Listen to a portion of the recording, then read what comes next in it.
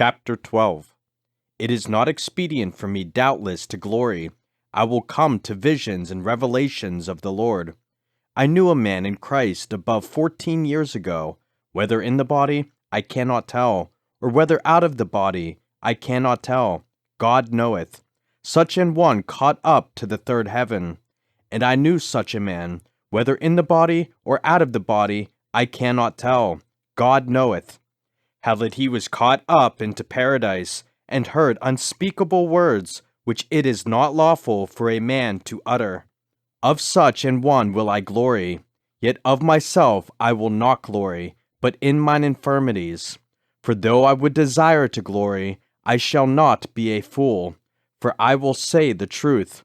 But now I forbear, lest any man should think of me above that which he seeth me to be, or that he heareth of me, and lest I should be exalted above measure through the abundance of the revelations, there was given to me a thorn in the flesh, the messenger of Satan, to buffet me, lest I should be exalted above measure.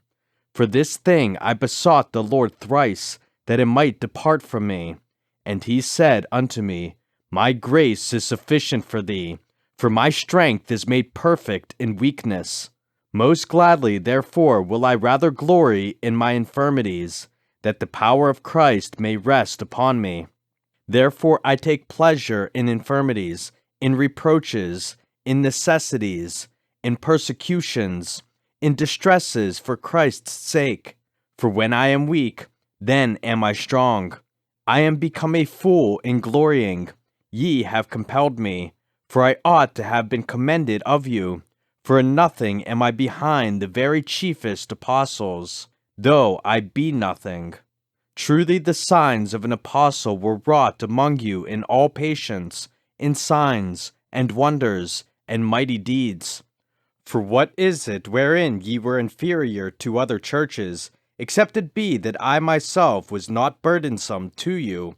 Forgive me this wrong. Behold, the third time I am ready to come to you, and I will not be burdensome to you. For I seek not yours, but you. For the children ought not to lay up for the parents, but the parents for the children. And I will very gladly spend and be spent for you, though the more abundantly I love you, the less I be loved. But be it so, I did not burden you. Nevertheless, being crafty, I caught you with guile. Did I make a gain of you by any of them whom I sent unto you? I desired Titus, and with him I sent a brother. Did Titus make a gain of you?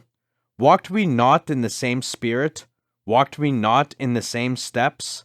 Again, think ye that we excuse ourselves unto you?